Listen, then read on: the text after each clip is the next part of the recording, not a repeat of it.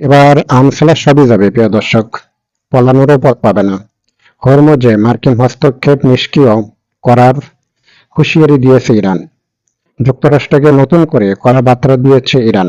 প্রিয় দর্শক, দেশটির সেনাবাহিনী বলছে হরমুজ প্রণালীতে যুক্তরাষ্ট্রের যে কোনো সামরিক হস্তক্ষেপ তারা নিষ্ক্রিয় করে ফেলাবে এবং এই অঞ্চলের নিজেদের নিয়ন্ত্রণ বজায় রাখতে শেষ পর্যন্ত তারা লড়াই চালাইয়া যাবে।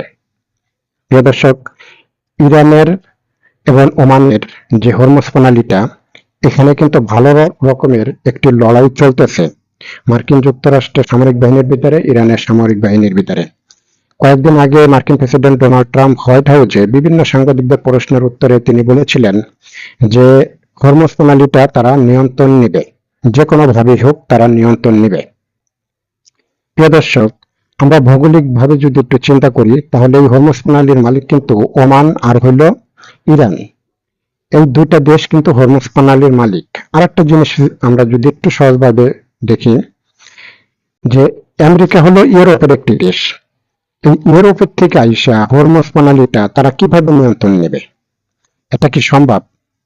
এটা কোনোভাবেই সম্ভব না। আমি যতই বলি যে আমি এখান থেকে যাইয়া অন্য জায়গায় আর একটা রাষ্ট্রের পাশে একটা মানে কি বলবো যে একটা নদী বা একটা খাল আমি সেখানে দখলে নেব, তাহলে ওই খালের পাশের যে দেশগুলি আছে তারা কি করবে? তারা কি আঙুল ফেলবে? এটা কি সম্ভব? প্রিয় দর্শক, এই যে যুদ্ধটা চলতেছে, এই যুদ্ধটা আসলে অনেক দেশের ক্ষতি হচ্ছে। হরমুজ প্রণালী বন্ধ হয়ে যাওয়ার কারণে অনেক দেশের ক্ষতি হচ্ছে।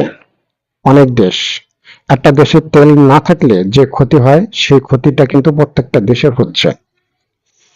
প্রিয় দর্শক, ভিডিওটা আমি আর বেশি লম্বা করব না, তবে এতটুকুই বললাম যে আমেরিকার ভিতরে এবং ইরানের সামরিক বাহিনীর ভিতরে, দুটা দেশের সামরিক বাহিনীর ভিতরে কিন্তু হরমুজে নিয়ন্ত্রণের বিষয়ে ভালো রকমের একটি লড়াই দুটা দেশের ভিতরে চলতেছে।